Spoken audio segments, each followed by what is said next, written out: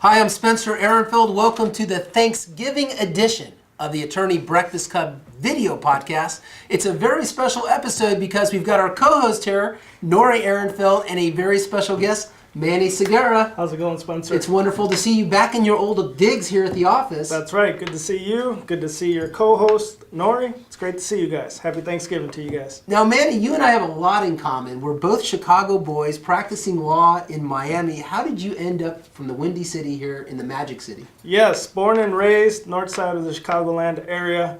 I went to public high school there, went to undergrad at the University of Loyola, Chicago. Got a bachelor's in psychology, a bachelor's in political science. Then I went to law school about 300 miles south at the University of Illinois in Champaign. Not Urbana. Urbana, Champaign. Champaign, Yes. okay. Not the best football team, but it was a good law school. At about my third year at the University of Illinois, I was recruited by the Miami-Dade State Attorney's Office. So they sent people out all the way to Illinois looking for lawyers to come to Miami. Yes, that is That's correct. very interesting. Kathy Rundle's office sent some people over there. They flew me down. I had the Wow. interviews in one day, and they gave me a job offer. So I worked with Kathy Rundle's office for 8 years. In which department? So I started there in 2000. I was initially assigned to the domestic crimes unit. After the domestic crimes unit in misdemeanor court, I went to juvenile. Then I had a stint in the felony division, at which point I came back and I was the division chief of the county court domestic crimes unit. Wow. So you were prosecuting cases here in Miami. Correct. For 8 years at Kathy Rundle's office, I prosecuted all types of cases, including domestic violence, homicide, rape, arson, kidnapping, all of those violent crimes. Amazing. Yes. So, and why'd you leave? Well, at some point, working with the state attorney's office, I enjoyed my experience there, but I thought that I wanted to kind of go out on my own and see if I can help families in a more intimate setting. And I thought family law might be a good area to practice in. You know, I got to say, I've never heard of anyone making that transition from prosecutor to family law. Is that unusual? Well, it's a little bit unusual. Most of my colleagues, most of the people that I work with, they all went to do criminal defense work. Right. That's what mostly you hear about is folks leave the state attorney's office, go to the other side in private practice, Correct. defending the accused. Yes, You left the prosecutors and went into family law. that is correct. I didn't necessarily want to be a criminal defense attorney. No offense to some of our friends No who offense, Nori. So what ended up happening is that because I prosecuted domestic violence cases, you got to deal with oftentimes the family dynamic when it came into the courtroom. So I thought it was important to use that experience and bring it to the actual family dynamic of the family law cases, which my past experiences with the state attorney's office have obviously helped me dealing with these types of cases. And did you go right out from the state attorney to your own firm? That is correct. And so, What a transition, not just Yes. criminal to family law, but from working for the government to running and operating your own practice. yes, I was very fortunate because throughout my years at the state attorney's office, I had a lot of good mentors, a lot of good friends like yourself, Well, thank you. who helped me figure out how to make that transition.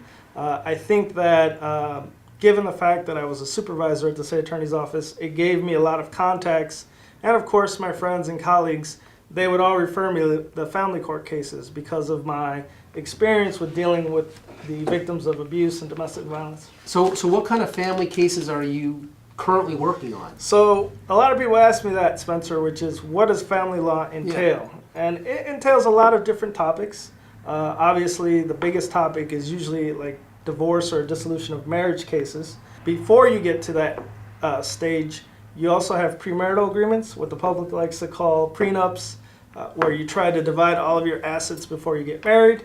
If the marriage doesn't work out, you have uncontested divorce cases, contested divorce cases when you're dealing with division of assets and liabilities, children's issues, and things of that nature. And then there's times where people have children without getting married, and that's what we call paternity suits. Wow.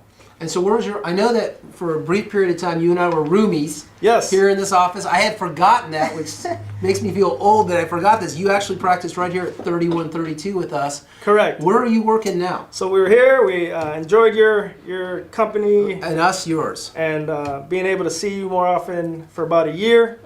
We were here. Then we moved over to the Ocean Bank building, which is 2655 South Lejeune. We're on Penthouse 2. If you're familiar with the Coral Gables area, that Publix that's close to Miracle Mount, it's directly across the street from that Publix. And while your offices are here in Coral Gables, what part of Florida or the country will you take a case? We actively take cases in South Florida. I would say Miami-Dade County, Broward, and Monroe County. We have represented family court cases in Orlando, in Collier County, in Tallahassee. And we are looking to expand quite possibly back to Chicago. We might have a homecoming Awesome. in the works. Are you So we'll licensed see. to practice in Illinois?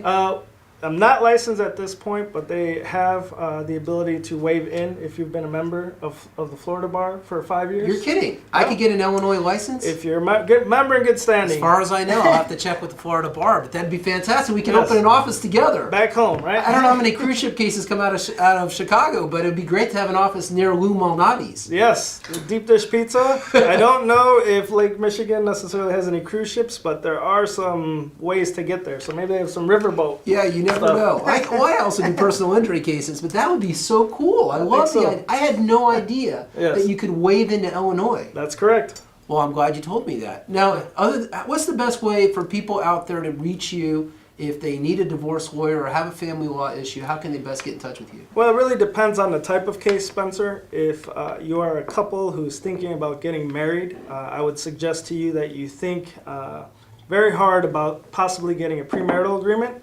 I think it's only fair to see and sit down with your spouse and figure out how you are going to divide your assets and liabilities in the unfortunate event that your marriage doesn't work out. So anyone who's engaged should reach out to you? Definitely. If you're engaged and you have either your own business, a retirement account, if you have any property that you might hold with your parents, if you have any independent corporations, any independent assets, it's something definitely that you should sit down with me or another divorce Where were attorney you before I got married? I'm just kidding, Nori. But what about people who, much like myself, thought, you know what, I don't want to get a prenuptial before I get married because that's sort of putting, a shadow on the wedding. Sure. People probably feel the same way about a will. They don't want to get a will because they think it'll expedite their demise. But why should people get a prenup? Well, you're correct, Spencer. It does allow for some uncomfortable and awkward situations. However, I'm a big believer in putting everything on the table, so to speak, so that you can see what everybody has. And it's better to figure that out before you get involved in a marriage, because a marriage is a contract, and it has a lot of legal ramifications in terms of what happens to your assets and liabilities during the course of that marriage. And you'll represent both husband and wives and partners? Yes, so we represent husband, wives, and as all of you know out there, now same-sex marriage is allowed in the state of Florida. Thank So God. we will represent partners in same-sex marriages. And, these cases can range from cases that are uncontested, which are a lot easier, to the contested cases that involve a division of very significant assets, which include retirement, corporations, alimony, then issues relating to children. So our office handles all types of cases. And so same-sex partners getting married should also consult with you for a prenup? Absolutely. Anybody who is getting married in the state of Florida that has significant assets or whose spouse has significant assets should definitely consider speaking with a family law attorney before tying the knot. What if they've already tied the knot? Is it too late? If you tied the knot, it's not too late. You can do a post-marital agreement. However, it's a little bit more difficult because at that point, it becomes an issue where both parties should probably be represented by counsel.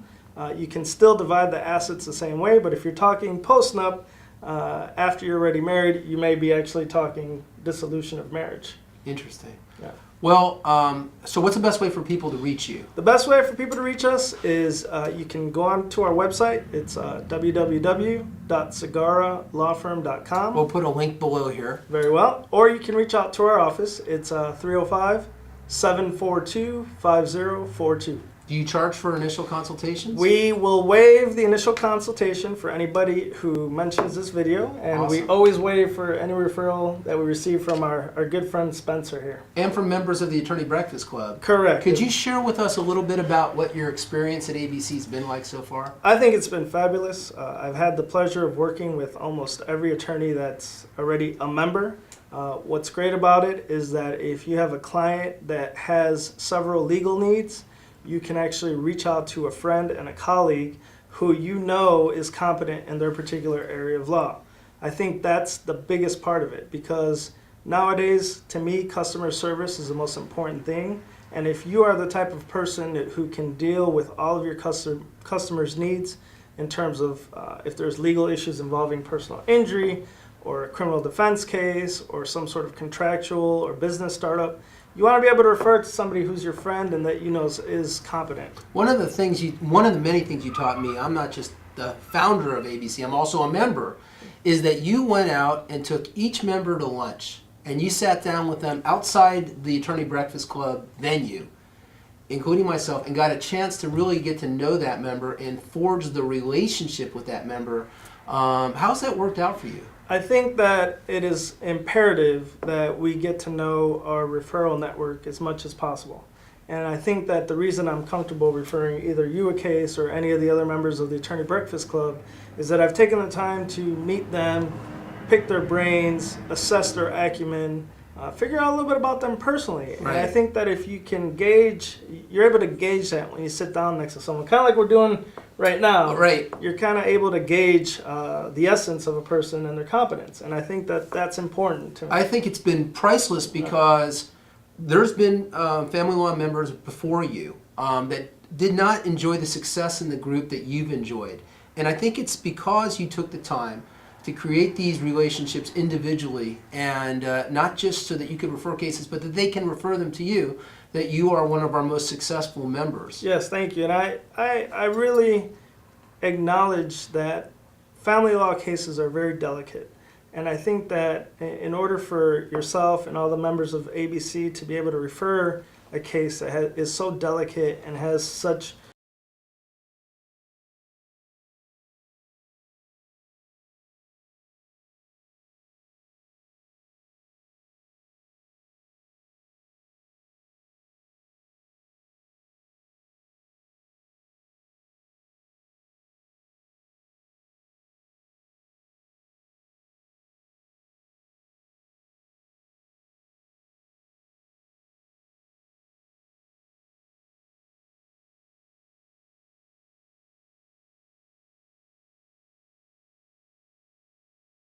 Thank you. And on that note, our guest host today, Nori, has some questions for you. Great. That we've received via email, Snapchat, Instagram. What are some of the questions, Nori? Well, as you know, I'm a kid. Yes. And so I don't necessarily know the specifics and logistics of divorce law.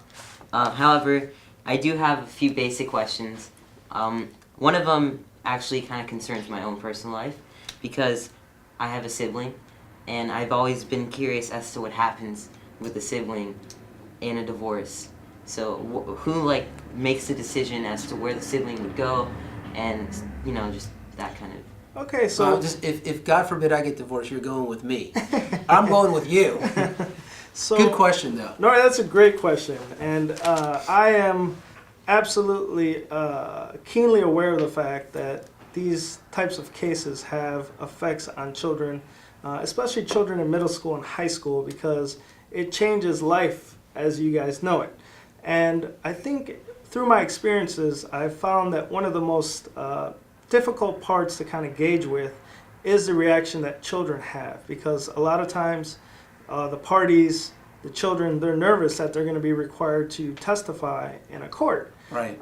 Ultimately, though, the person that decides what happens to the children is the judge. And in Florida, what happens is that the courts, they approve what's called a parenting plan.